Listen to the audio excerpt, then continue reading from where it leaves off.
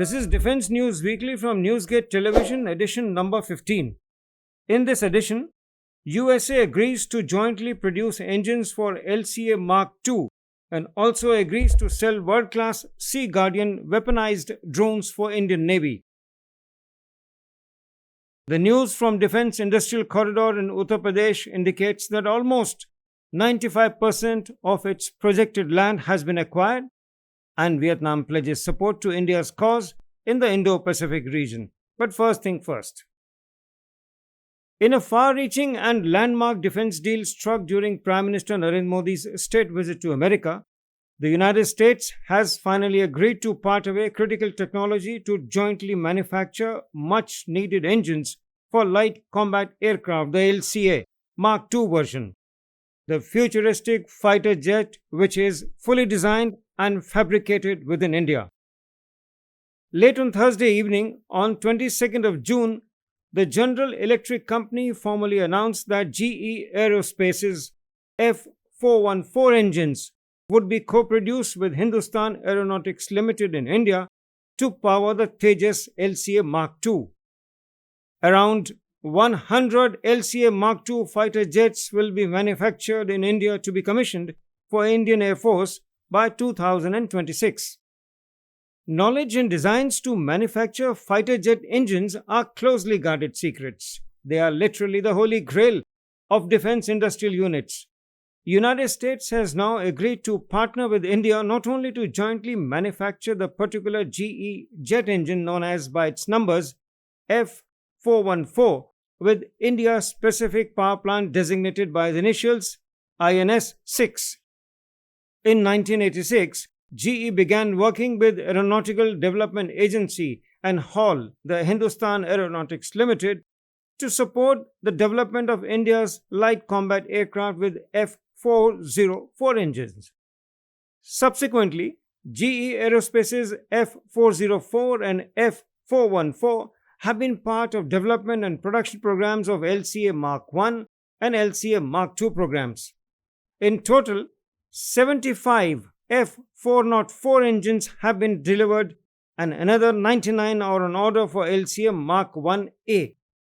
8 F414 engines have already been delivered as part of an ongoing development program for LCA Mark2. The F414 fighter jet engine manufactured by GE Electric is fitted in F-18 fighter jets of the United States Navy.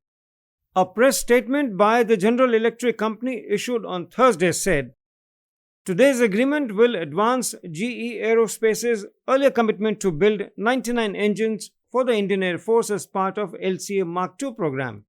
It puts the company in a strong position to create a family of products in India, including F414 engine that currently powers the LCA Mark1 and LCA Mark1A aircraft, and GE Aerospace's selection for prototype development, testing, and certification of AMCA program with our F414 INS-6 engine.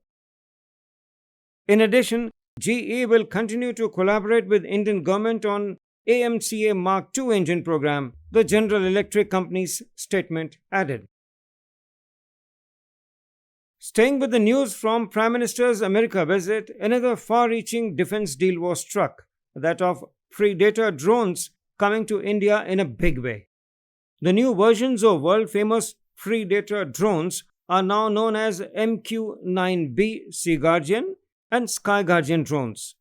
They can remain airborne for nearly 40 hours, and that too at the dizzy height of 40,000 feet. Also, they can carry an array of missiles to hit submarines in the sea and destroy tanks on the ground. In a first phase of purchase, India is buying 31 drones made by General Atomics. The total cost of the project is around $3 billion. A word about MQ-9B armed drones. The deadly MQ-9B drone is an offshoot of the famous MQ-9 Reaper, which was used to launch a modified version of the dreaded Hellfire missile that eliminated Al-Qaeda terrorist al-Zawahiri in Kabul. As stated earlier, MQ-9B has two variants, the Sky Guardian and the Sea Guardian. Indian Navy has been using Sea Guardian since 2020. Acquiring MQ-9B armed drones will also boost India's defense cooperation with US, which has emerged as a key partner for India in the Indo-Pacific region. The deal will also strengthen India's role in the Quad grouping of democracies along with US, Japan, and Australia. Acquiring MQ-9B armed drones will also create opportunities for India's defense industry, as it will involve technology transfer and joint production under the Make in India initiative. Now the news from progress being made in the defense industrial corridors in the week gone by. The Defense Minister Rajnath Singh, while taking part in a seminar in Lucknow and a meeting in Bengaluru, stated that work on defense industrial corridor in Uttar Pradesh is finally getting into its projected shape and size, as 95% of its land has been acquired. The Defense Minister stated that 95% of around 1,700 hectares of land has been acquired till date. Of these, 36 industries and institutions have been allotted nearly 600 acres of land. 109 MOUs have been signed with an estimated investment value of more than 16,000 crores. So far, a total investment of around 2,500 crore has been made by UPDIC by various entities. The industrial corridor in Uttar Pradesh will not only produce spare parts but also manufacture and assemble drones, unarmed aerial vehicles, electronic warfare, aircrafts, and BrahMos missiles. Now the news from the Indian Navy. A brand new shallow water craft known as Anjadeep was launched on 13th of June by Garden Reach Shipbuilding Yard in Kolkata.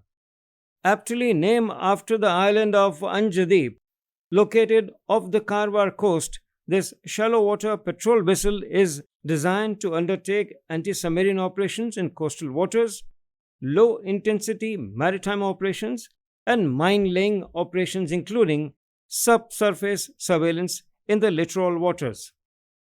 At the launch ceremony, the 77-meter-long ASSWC ships have a displacement of 900 tons with a maximum speed of 25 knots and endurance of 1800 nautical miles. This is the third of the 8 ships of the ASW shallow water craft project being built by Messrs. Garden Reach Shipbuilding Yards for the Indian Navy. The shallow water aircraft ships will have over 80% indigenous content, thereby ensuring that large-scale defense production is executed by Indian manufacturing units, generating employment and capability enhancement within the country. Launch of 3 ships of the same class in a span of 6 months is indeed an incredible feat. Indian Army has sent an impressive contingent to this year's multinational exercise being conducted in Mongolia. Known as Exercise Conquest 2023, this time around, 20 countries are represented in exercise which is co-sponsored by Mongolian Armed Forces and Pacific Command of the United States Army. Indian Army is represented by a contingent from the Garhwal Rifles.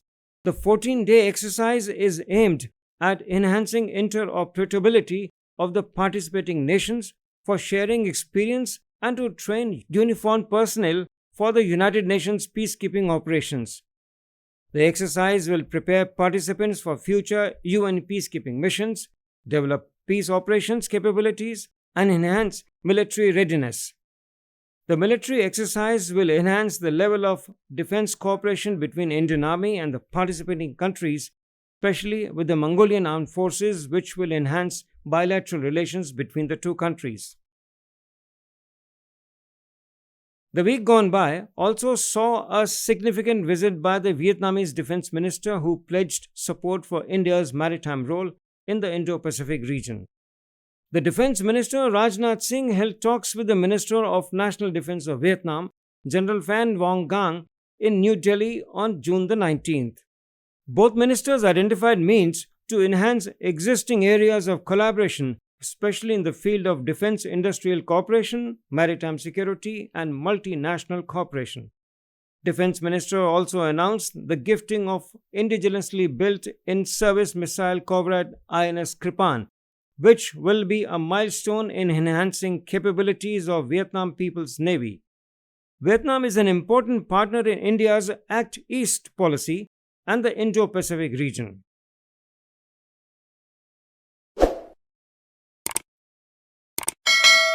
That's all for this week from Defense News Weekly, powered by Newsgate Television. Keep watching this space for the latest news from defense and strategic affairs. Namaskar. Jai Hind.